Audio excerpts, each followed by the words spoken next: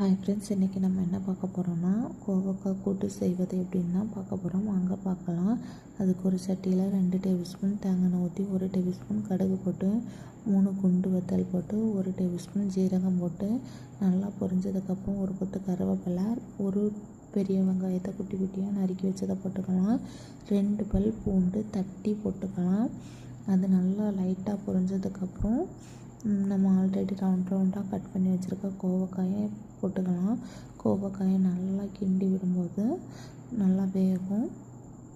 இப்போ தேவையான அளவுக்கு உப்பு, 1/2 டேபிள் ஸ்பூன் மஞ்சள் தூள், 1 டேபிள் ஸ்பூன் வத்தல் தூள் போட்டு நல்லா மூடி வச்சுக்கலாம். இப்போ மிக்ஸி ஜாரில் ஒரு 3 டேபிள் ஸ்பூன் நிலக்கடலை, அப்புறம் 2-3 டேபிள் ஸ்பூன் தேங்காய் போட்டு நல்லா கொரன்னு அரைச்சி எடுத்துக்கலாம்.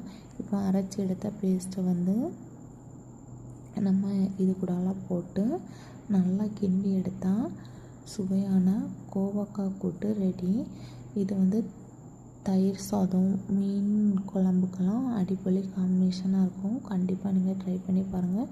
ட்ரை பண்ணி பார்த்துட்டு எப்படி இருக்குன்னு கமெண்டில் சொல்லுங்கள். வாங்க சாப்பிடலாம்.